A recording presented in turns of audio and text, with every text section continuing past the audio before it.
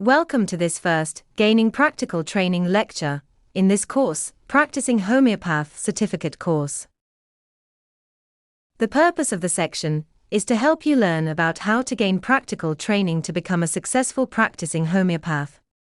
At the end of this lecture in this section, you will learn about assisting experienced practitioners to gain practical training.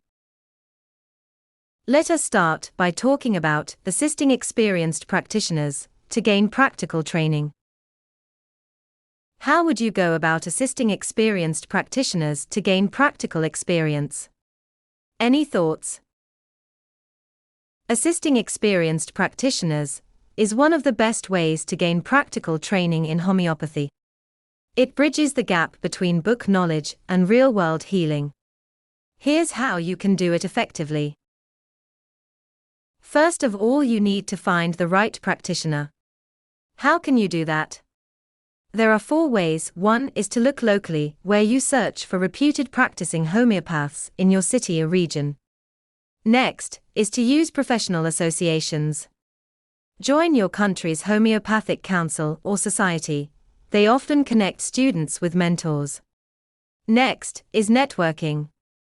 Attend seminars, workshops, or webinars and approach speakers for opportunities. Last, online mentorships. Some senior practitioners offer virtual internships and live case discussions.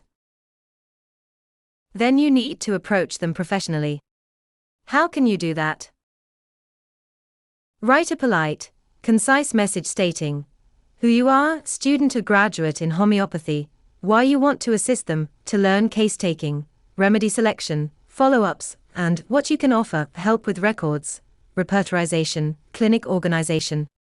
Be clear that you are there to learn and support, not compete. Then, let us talk about what you can do as an assistant. There are 5 key things. First is observe case taking. See how the practitioner asks questions, builds rapport, and extracts symptoms. Then help them with repertorization. Practice rubrics while the practitioner checks your work. Then, maintain records for them like patient files, remedy notes, follow-ups. Then, study remedies in context. Compare materia medica notes with actual cases. Last, assist with clinic tasks by managing appointments, organizing books or software. In addition to that, you need to learn actively. 4 things you will need to do there. First, keep a clinical journal. Write down each case you observe, without personal identifiers.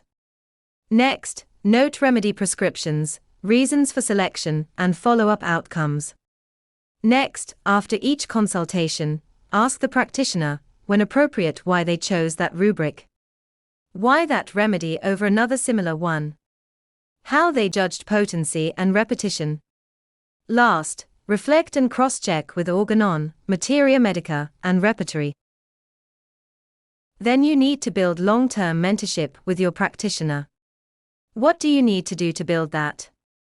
3 things. 1. Show reliability and professionalism. Always be on time, respect confidentiality. Next, demonstrate eagerness to learn without being intrusive. Last, over time, ask for guided opportunities to take small acute cases yourself under supervision. Before we summarize, let us also discuss the benefits of assisting a practitioner. What are they? You will 1. Learn real case management, which books can't teach fully.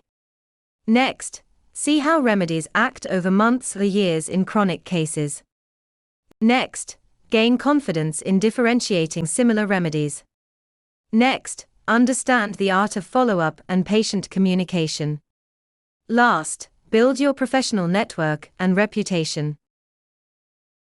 So, in short, to gain practical training you need to find the right mentor, assist with clinic tasks, observe carefully, ask questions, keep a learning journal, and gradually handle cases under supervision. So, what do we do in the next lecture? We will take a look at how to start with acute cases to build confidence to gain practical training.